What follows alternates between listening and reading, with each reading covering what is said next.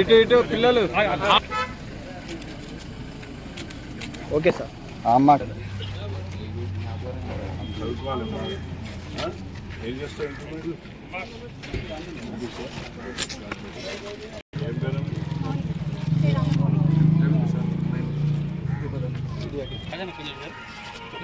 నేను డ్రోన్ సాయంతో వచ్చింది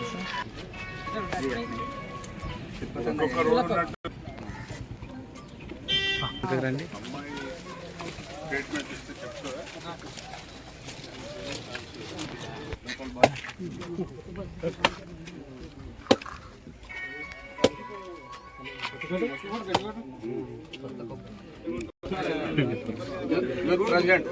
అస్సలకి పెట్టుకున్నారు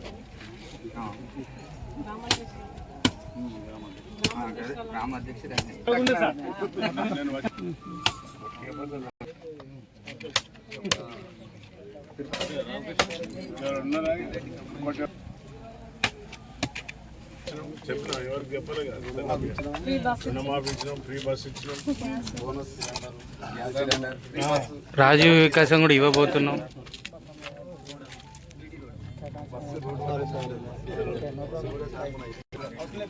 సార్ ఎంపీఓ సార్ కొంచెం ఎంపీఓ సార్ కొంచెం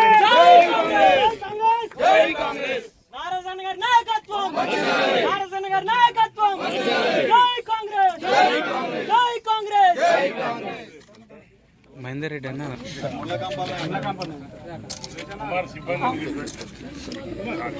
సార్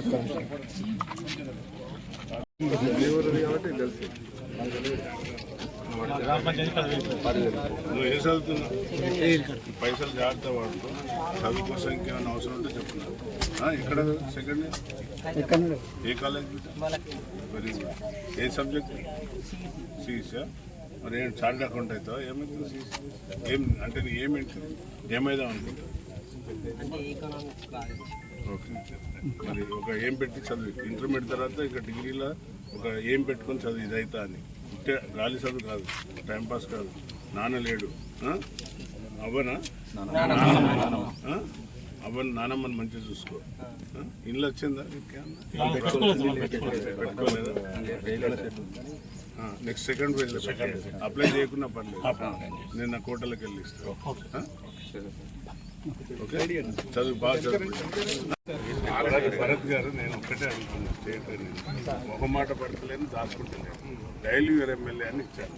దానికి ఎప్పుడైనా ఫోన్ చేసి ఇప్పుడు చేయి ఒకసారి చేయి సార్, మా కరెంటు పోలు అన్నీ ఇట్లా వంగిపోయినాయి చెప్పు. ఎన్ని రోజులలో దానికి సమాధానం వస్తుంది. 107 ఏం చదువుతున్నా?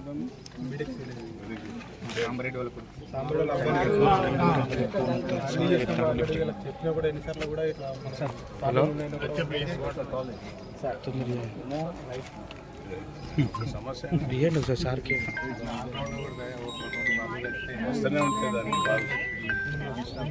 ఆల్రెడీ ఒక ఊర్లో 2 బర్రెలు చనిపోయింది. 10 గంటల నుండి స్టార్ట్ అయ్యి 5 గంటల వరకు ఉంటుంది. సండే హాలిడే ఉంటుంది. ఆ ఫోన్ మిగతా టైంలో అంతా పని చేస్తుంటారు, మాట్లాడతారు. నువ్వు చెప్పిన కంప్లైంట్ రాసుకుంటారు. నా కంప్యూటర్లో అక్కడ ఫీడ్ అవుతుంది, నీ నెంబర్ ఫీడ్ అవుతుంది, అన్నీ అవుతుంది.